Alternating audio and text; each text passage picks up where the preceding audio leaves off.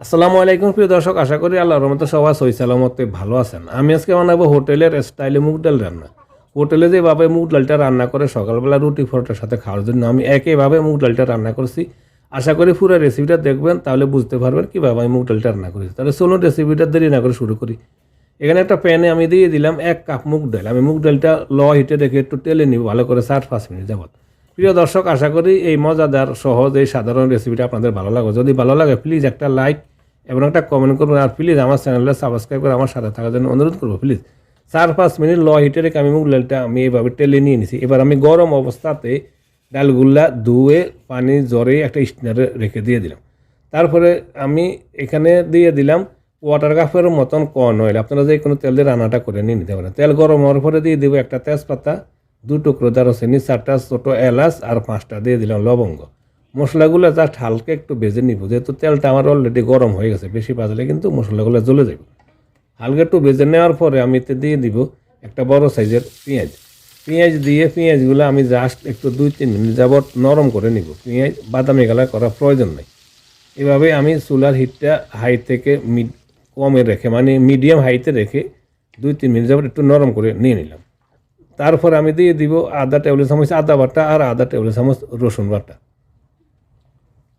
আদা রসুন দিয়ে 10-15 সেকেন্ড আবার একটু ফ্রাই করে নিব, যাতে করে আদা রসুনের যে একটা কাঁচা গন্ধ থাকে, আদা রসুনের কাঁচা গন্ধটা দূর হয়। এই জন্য আমি 10-15 সেকেন্ড আদা রসুনগুলো একটু ফ্রাই করে নিয়ে নিলাম। তারপর আমি দিয়ে দিব 1 চা চামচ হলুদের গুঁড়ো, 1 চা চামচ লাল মরিচের গুঁড়া, আধা চামচ জিরা গুঁড়া আর আধা চা চামচ দিলাম ধনিয়া গুঁড়া। এবার মশলাগুলো যাতে পুড়ে না যায় তার জন্য একটু পানি দিয়ে দিলাম, আর পানি দিয়ে তারপরে দিয়ে দিব আমি স্বাদ মতো কিছুটা লবণ। এবার মশলাগুলো ভালো করে কষে নেব, প্রায় 3-4 মিনিট যাবত এভাবে আমি মশলাগুলো একটু কষে নিয়ে নিলাম। মশলাগুলো কষানো হয়ে গেছে, দেখুন তেলটা কিন্তু আলাদা হয়ে গেছে। এবার আমি এতে দিয়ে দিব মুগ ডালগুলো আমি কিন্তু পানি ঝরিয়ে স্টেনার রেখে দিয়ে দিছি। মুগ ডাল দিয়ে চুলার হিটটা হাইতে রেখে আমি হাই হিটে রেখে এভাবে 5-6 মিনিট যাবত মুগ ডালটা আমি মশলার সাথে কষিয়ে নিয়ে নিব। অনবরত নাড়াচাড়া করতে করতে এইভাবে 5-6 মিনিট আমি মশলার সাথে মুগ ডালগুলো কষিয়ে নিয়ে নিলাম। এবার আমি এতে অ্যাড করব গরম পানি কিছুটা। আমি প্রায় 3 কাপের মতন গরম পানি দিয়ে দিচ্ছি। 1 কাপ মুগ ডালের সাথে 3 কাপ গরম পানি দিচ্ছি। আপনারা গরম পানিটা দেওয়ার চেষ্টা করবেন মুগ ডালের সাথে। এবার একটু নাড়াচাড়া দিয়ে আমি ঢাকনা দিয়ে দিবা। ঢাকনা দিয়ে চুলার হিটটা মিডিয়ামে রেখে 20 মিনিট আমি মুগ ডালটা রান্না করে নিয়ে নিব। চলে আসলাম 20 মিনিট পর।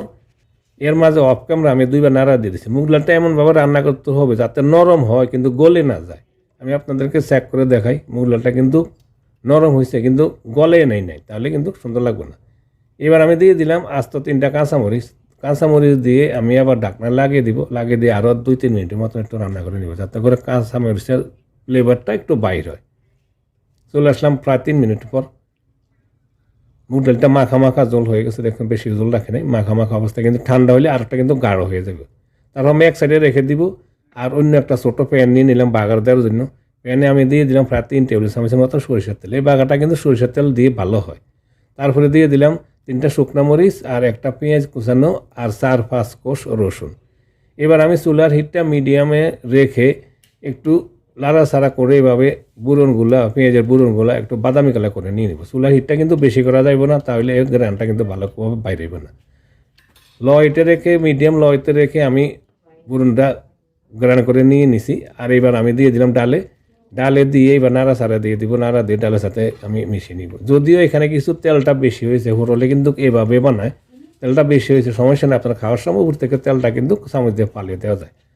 হোটেলে কিন্তু এইভাবে বানায়, তাহলে স্বাদটা বেশি হয়। যাই হোক, আমি নাড়া দিয়ে দিলাম। তারপর আমি দিয়ে দেবো কিছুটা ধনিয়া পাতাটা দিলে কিন্তু টেস্টটা কিন্তু ভালো হয়। ধনিয়া পাতার গ্রানটা খুব ভালো হয়। এবার আবার ধনিয়া পাতাটা দিয়ে 1 মিনিট আমি জাল করে নিয়ে নিলাম। হয়ে গেছে আমার সকালে নাস্তার জন্য পারফেক্টভাবে হোটেলের মতো তৈরি মুগ ডাল রেসিপি। আশা করি আপনাদের ভালো লাগবে। যদি ভালো লাগে প্লিজ আমার চ্যানেলে সাবস্ক্রাইব করে আমার সাথে থাকার জন্য বেশিরভাবে অনুরোধ করবো। সবাই ভালো থাকুন, সুস্থ থাকুন। আল্লাহ হাফিজ।